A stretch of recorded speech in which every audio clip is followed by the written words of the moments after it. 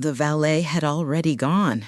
I parked my own car at the far edge of the gravel lot, wiping my palms against my dress, trying to smooth out the creases that had deepened during the long, tense drive. The flat tire had set me back nearly an hour, and by the time I arrived at the vineyard, the sun was already low. I hurried, the weight of the gift bag swinging at my side with each uneven step. Laughter floated from the patio. Clear, high, polished. I followed the sound around the side of the building, not wanting to barge through the front doors during a toast or a dance. A small group had gathered near the fire pit, champagne flutes raised, faces glowing in the soft light. "Thank gosh she didn't come," someone said. It was Morin, my new daughter-in-law. The group laughed. I froze behind the hedge. "She means well," Lauren added with a dramatic sigh, "but she's just a lot." More laughter, a clink of glasses. Someone said something about energy, another about the vibe, and then Elias, my son. He laughed too. He didn't say my name. He didn't defend me, just smiled, turned to kiss her temple, and raised his glass. I stood there, silent, my hand clenched around the handle of the quilt bag until my knuckles ached. The quilt inside, stitched over 2.5 months, was wrapped in cream paper and tied with burgundy ribbon. Their wedding colors. I remember double-checking. The wind shifted, lifting the corner of my shawl and brushing the words deeper into my ears. I stepped back, careful not to let my heels scrape the gravel. There was a bench by the parking lot. I sat there for a long time. I don't remember how long, just the sound of distant music and someone calling for the next toast. Eventually, I stood. I didn't drive away. I walked through the side door. I still had a name, even if they didn't want to speak it. I walked in through the service door, the one near the kitchen, where the staff barely looked up. My heels clicked softly against the tile as I moved toward the reception hall, past trays of hors d'oeuvres and servers huddled by the espresso machine. I kept my shoulders square and my eyes steady, even when my name wasn't on the welcome board. Inside, the room sparkled. Gold accents, floating candles, laughter bouncing off every wall. I searched for my table. There were 10 of them, maybe 12, arranged in a circle around the dance floor. I passed by each one slowly, scanning the little folded cards. Nothing. No Marcel Rowan, no mother of the groom, not even reserved. I didn't ask for help. I just found a chair near the wall beside a column of fairy lights and sat. I placed the gift bag on my lap and kept both hands on it like I was shielding something delicate. Maybe I was. They played a slideshow not long after the first course. Baby photos, school plays, beach vacations. Lauren's childhood filled half the screen. Her parents beamed from ski lodges and lakesides. I waited for the familiar frames I had sent in.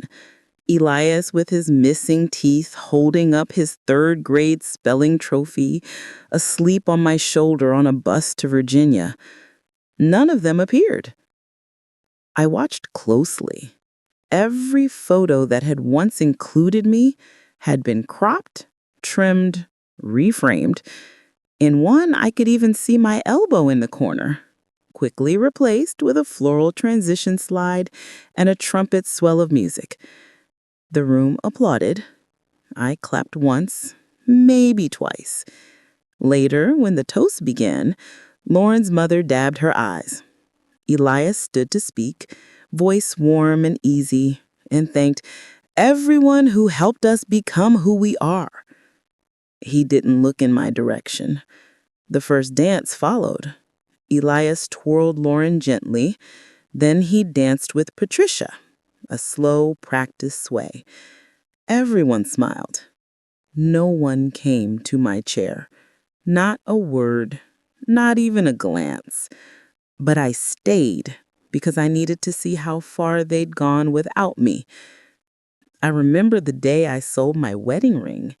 It was spring, the kind of late March day that still smelled like frost. I walked into a small jeweler 2 towns over with my hand clenched in my coat pocket, and when I opened it, the man behind the counter looked at the gold band and gave me a number. I nodded. I didn't cry. I just thought of Elias standing on that college lawn months from now, acceptance letter in one hand, future in the other. That money covered his deposit. He never knew. I sewed his prom suit myself the night before. Midnight, the dining table covered in fabric, pins in my mouth, coffee going cold beside me. He had asked late, said he didn't want to go, but then changed his mind when his friends found dates. I never told him how tired I was. I just smiled and ironed the lapel straight. When Lauren was accepted to that internship in D.C., Elias said she needed a new wardrobe. Professional, he called it. I stayed up until dawn piecing together a capsule set. 3 skirts, 2 blouses, a fitted coat. I wrapped them in tissue paper and folded them neatly into a suitcase I bought secondhand. She thanked me then, casually, like I'd picked something off a sale rack. The wedding came and I sent in my contribution quietly. A deposit for the venue, paid directly. No receipt in the binder, no mention in the speeches. I didn't care. I told myself I wasn't doing it for recognition. I just wanted to make sure they had the start they dreamed of. But now, sitting alone in the back of this room, watching a slideshow that edited me out, surrounded by flowers I partially paid for, and faces that don't miss mine, I wonder, maybe I did want to thank you, or glance, or even just my name spoken out loud. The music shifted. A new couple arrived and took the chairs beside me. They didn't ask who I was. I didn't offer it. I didn't sleep that night. I took off the dress, hung it back up carefully, and left the gift bag on the entryway cable. I thought maybe, just maybe, someone would call. Maybe there'd be a message, a small one, a thank you, even out of politeness, but nothing came. The next morning, the wedding photos were already online. Lauren's mother had posted an album titled Our Perfect Day. There were over 200 photos. Lauren in lace, Elias in gray, the venue glowing in sunset light, guests laughing, dancing, toasting. I scrolled through them slowly. At first, I looked for myself. Then I looked harder. In the group shots, the wide angles, the background of the cake cutting, I wasn't in a single frame. There was one photo, blurry, taken from a distance where I could just barely see the outline of my shoulder. I recognized the brooch I'd worn. But even that was cut off by a clever crop. I closed the tab. At noon, I called Elias. The line rang 4 times, then went to the voicemail. I didn't leave a message. I told myself I didn't know what to say, but the truth was I didn't know how to ask for acknowledgement without sounding desperate. I walked to the kitchen and opened the drawer where I'd stored the RSVP card, the one I'd never sent back. Lauren had delivered it by hand weeks earlier, along with a firm look and a printed schedule of events. I took it out, smoothed it flat on the counter, slid it back into its envelope, and sealed it. Then I reached for a strip of clear tape and pressed it across the flap. Not angry, not bitter, just done. I placed it in the drawer with the old sewing patterns I no longer used, turned off the light, boiled water for coffee. That afternoon I opened the windows, and for the first time in weeks I sat down without checking my phone. I started walking each morning before the heat settled in, just up the road past the old post office and the church with the peeling white shutters. My joints protested at first, but I welcomed the ache. It was a kind of conversation, my body reminding me I was still here. I brewed black coffee when I got home, strong, hot, no sugar. I drank it on the porch, legs tucked under the same quilt I'd once planned to give them. The bag still sat by the front door. I hadn't decided what to do with it yet. At first, I reached for my phone out of habit. I would scroll, checking if Elias had posted anything new. Then I stopped, not out of spite, but exhaustion. The quiet felt cleaner. I didn't message. I didn't comment. I let my side of the line go still. The second Thursday after the wedding, I walked past the community center and saw a flyer taped to the window, Textile Workshop, Beginner's Welcome. I pulled the tab with the number and signed up the next day. It was a small group, 4 women, 1 man, and a young girl, no older than 20, who said she wanted to learn real sewing, not TikTok stuff. I brought my own needles, wore the thimble my mother gave me. Afterward, I stayed to help clean up and ended up volunteering to teach a session the following week. They asked what name I preferred on the sign-up sheet. I paused a second before writing it. Marcel Rowan. Not Mom. Not Mrs. Rowan. Just me. In the evenings, I cooked what I liked. I let dishes sit in the sink overnight if I didn't feel like scrubbing them. I lit a candle some nights, not for anyone else, just because I liked the flicker. The phone stayed quiet. They didn't ask where I'd gone. They didn't seem to notice at all. And still, each day felt a little more mine, the kind of day I hadn't made space for in years. Mrs. Halpern mentioned it in passing while we were both weeding the shared strip between our yards. "She's glowing," she said, squinting toward her phone screen. "Lauren posted the announcement this morning. You must be over the moon." I didn't answer right away. I pressed my thumb into the dirt a little deeper and nodded like I'd known all along. The post had gone up hours earlier. I hadn't seen it. I hadn't been tagged. There was a photo later when I looked it up myself of Elias and Lauren standing in front of a whitewashed fence holding a tiny pair of sneakers between them. The caption read, "Coming this fall." 3,000 likes. Dozens of comments. No mention of a grandmother. 2 weeks passed before Elias called. The number lit up my screen around dinner time. I let it ring twice before answering. "Hi, Mom," he said. I heard Lauren's voice faintly in the background laughing at something. "How are you?"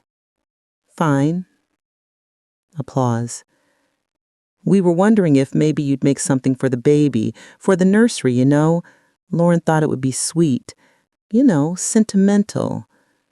I could hear the practiced tone in his voice, like he was trying to sound casual, but not too casual. I folded one of the fabric squares carefully before I spoke. I don't sew for people who celebrate when I'm not in the room. The silence that followed didn't sting. It just settled. "I see," he said finally. We said goodbye soon after. That night, I pulled out the envelope marked estate documents and took my time reviewing each line. I removed a name, added a note, initialed the bottom corner. When I was done, I brewed a second cup of coffee, stronger than usual, and watched the sun lower itself over the back fence like it had nowhere else it needed to be. I ordered the new mailbox plate on a Thursday. It arrived in the slim brown package, neatly wrapped, the letters etched in brushed steel. M. Rowan.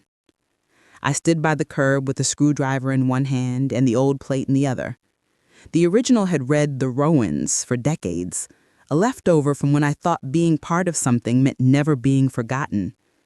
The new one fit perfectly. No fuss, no resistance.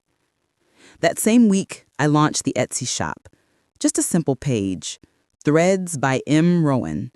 Photos of quilts made from choir robes, denim jackets, birthday dresses, each one stitched with care and story.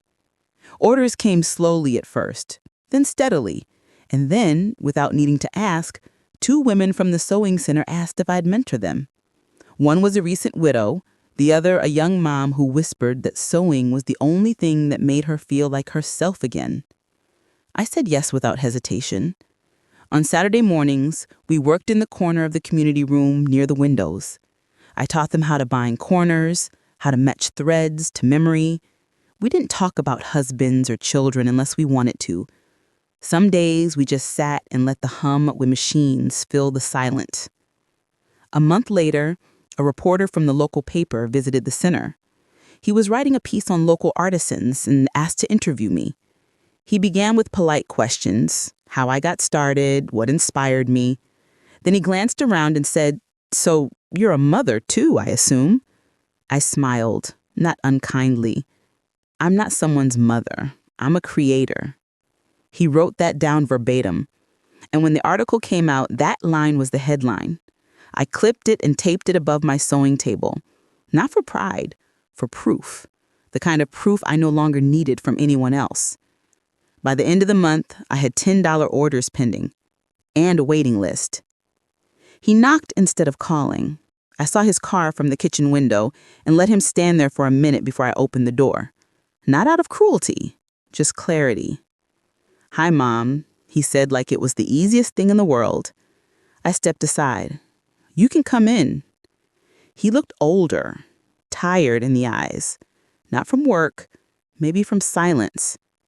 He didn't ask for coffee. He sat at the edge of the couch like he wasn't sure he belonged there. "I've been meaning to stop by," he started. "I noticed you haven't been around." I nodded. He glanced around the room, at the sewing rack, at the framed article on the wall. "You've been busy." "I have." He cleared his throat. "Lauren wants to make things right. She feels bad about how things happened. The wedding, it got overwhelming. People said things they didn't mean." I watched his hands twist together. He still did that when he was nervous, just like when he was a boy about to admit he broke something. "She thinks we should all sit down, talk, start over." I let his words hang there. I didn't reach to soften them. I didn't nod for his comfort. Instead, I asked, "Was it Lauren who toasted my absence? Or were you clinking glasses too?" His face faltered. I didn't mean, but you didn't stop her either, did you?" He looked down. There it was.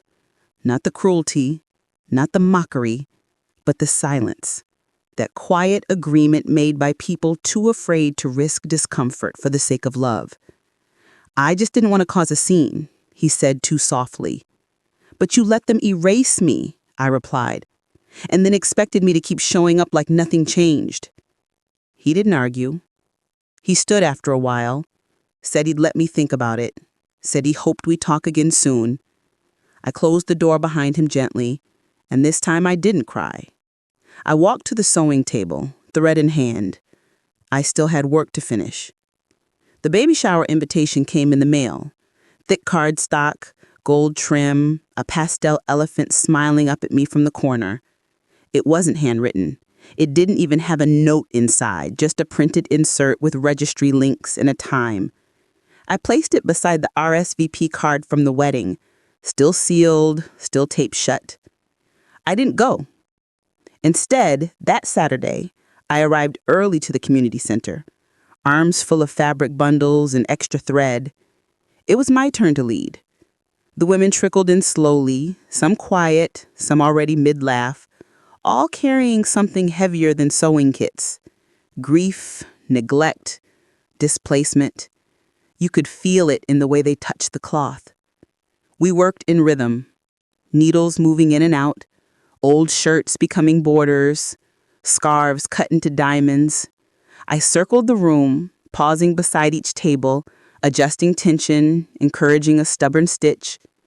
Midway through, a woman named Denise, early 50s, kind eyes, looked up from her patchwork and asked, "Do you ever miss them?"